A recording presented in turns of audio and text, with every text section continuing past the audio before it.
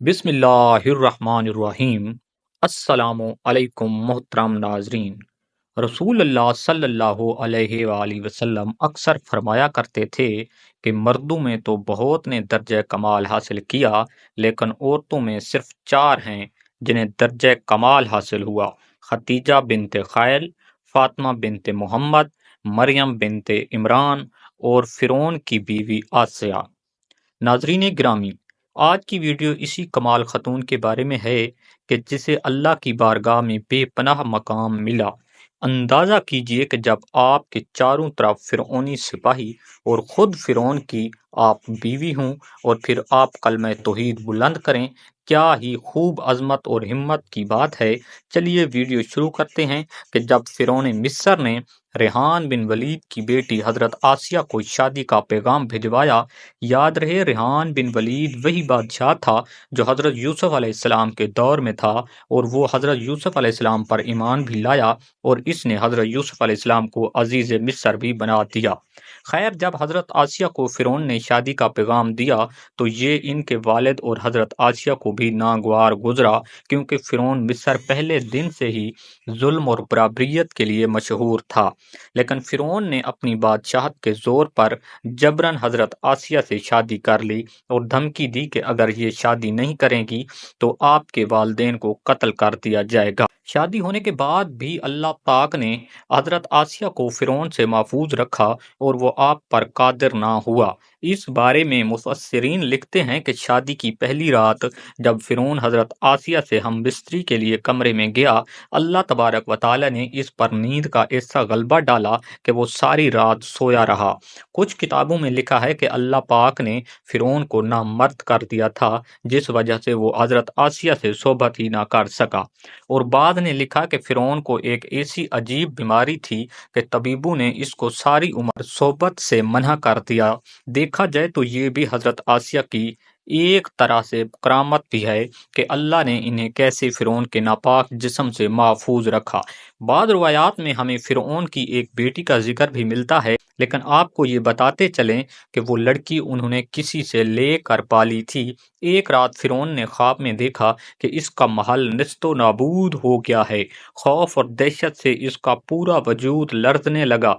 इसने नौजूमियों को बुलाकर इनसे अपने ख्वाब की ताबीर पूछी तो उन्होंने कहा कि अनकरीब बनी इसराइल का एक बच्चा तुम्हारे महल को नाबूद कर देगा। इसीलिए फिरौन ने हुक्म दिया कि बनी इसराइल में जिसके यहाँ भी लड़का पैदा हो इसे फौरन कत्ल कर दो, लेकिन अगर लड़की पैदा हो तो इसे कत्ल ना करना, ताकि इनकी नस्ल बाकी रहे। जब हज़रत मूसा अलैहिस्सलाम पैदा हुए तो इनकी वालदा ने फिरौन की सिपाहियों के डर से हज़रत मूसा अलैहिस्सलाम को एक संदूक में रख कर दरिया में डाल दिया। दरिया से एक नहर फिरौन के महल की तरफ से बहती थी। ये संदूक बहता हुआ इस नहर में चला गया। फिरौन ने हुक्म दिया कि इसे महल में लाकर खोला जाए। जब संदूक खोला गया तो इससे एक खूबसूरत बच्चा निकला।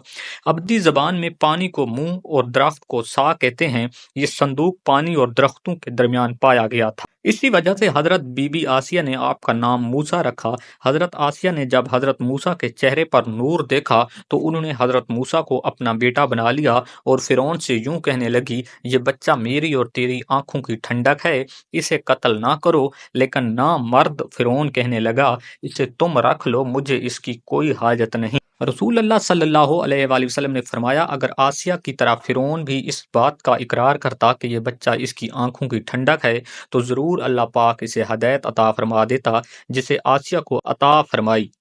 हज़रत आसिया सलामुल्लाह अलैहा को अल्लाह तबारक व तआला ने कुरान में औरतों के लिए नमूना भी करार दिया है। हज़रत आसिया शादी के पहले दिन से ही फिरौन के जुल्माना और काफराना इत्तमाद के खिलाफ पहाड़ बनकर खड़ी रहीं। हज़रत मूसा ने जब ऐलान नबूवत किया और जब महल में जादूगरों से मुकाबला किया तो ये देखकर हज़रत आसिया हज़रत सैयदना मूसा अलैहिस्सलाम पर ईमान ले आईं।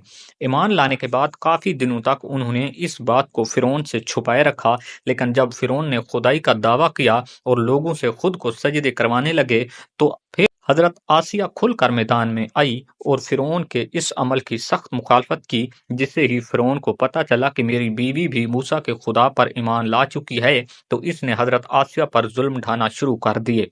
रोज़ दिन और रात इनको मुख्तलिफ अज़ीज़ें देते। फिरौन जैसा काफिर शोहर भी ان کے ایمان کو متنزل نہ کر سکا، لیکن فرعون نے بہت زیادہ کوشش کی تاکہ کسی نہ کسی طرح انہیں راہ راست سے منحرف کر دیا جائے، لیکن وہ ایسا نہ کر سکا، اور حضرت آسیہ بھی اس کے تمام کوششوں کے ناکام بنا کر صرف خدائے واحد کی عبادت میں مصروف رہیں۔ حضرت موسیٰ علیہ السلام کے چاہنے والے فرعون کے سپاہیوں کے ہاتھوں ظلم اور ستم کی بھیڑ چڑھ رہے تھے اور انہیں بے دردی کے ساتھ قتل کیا جا رہا تھا، یہاں تک کہ فرعون نے حضرت موسیٰ علیہ السلام پر ایمان لانے والے ایک شخص کو، جسے قرآن کریم نے مومن آل فرعون کے نام سے یاد کیا ہے، بڑی ہی بے دردی سے قتل کر دیا، جس کے بعد حضرت آسیہ کے صبر کا پیمانہ چل اٹھا اور کھلم کھلا فرعون کی مخالفت کرنے لگے۔ فرعون میں غیظ و غضب کی آگ بھڑک اٹھی، اس نے اپنی زوجہ آسیہ کو بہت ہی دردناک طریقے سے اذیتیں پہنچانی شروع کر دیں۔ اس ظلم نے ان پر بڑے بڑے عذاب کیے، ان کو بہت زیادہ مارا، زد و غوب کیا۔ حضرت آسیہ کے چاروں ہاتھوں پیروں میں لوہے کی کیلیں ٹھونک کر چاروں کونوں میں اس طرح جکڑ دیا کہ وہ ہل بھی نہ سکتی تھیں، اور بھاری پتھر سینے پر رکھ کر ان کو گرم ریت پر لٹایا دیا اور ان کا پانی بند کیا۔ اللہ اکبر کبیرہ! ایک دفعہ ذرا سوچئے تو صحیح دوستوں کہ تنہا عورت اور ظلم اور جبر، شوہر کا محل، ہاتھوں اور پیروں میں کیلیں ٹھونک دی گئی ہوں، گرم ریت پر لٹایا گیا ہو اور سینے پر ایک بھاری بھرکم، پھر بھی حضرت آسیہ سلام اللہ علیہ ایمان پر عزم و استقلال کے ساتھ ان مصائب کے باوجود قائم اور دائم رہیں اور فرعون کے کفر سے خدا کی پناہ چاہتی رہیں۔ ایک روایت تو یہ ہے کہ فرعون نے حضرت آسیہ کی کھال تک اتار دی اور پھر ان پر چٹان کو گرا دیا۔ اللہ اکبر کبیرہ! اللہ اکبر کبیرہ! آپ کا مزار پر انوار مصر میں ہی واقع ہے۔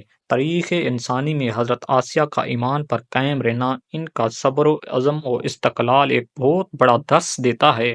اس میں کوئی شک نہیں کہ عورت کے اندر اتنی طاقت موجود ہوتی ہے کہ وہ ہر طرح کے ظلم و ستم کے آگے پہاڑ بن سکتی ہے۔ اللہ پاک سے دعا ہے کہ وہ ہمیں بھی حضرت آسیہ سلام اللہ علیہ جیسا ایمان نصیب فرمائے اور ہم سب کی بے حساب مغفرت فرمائے۔ آمین ثم آمین۔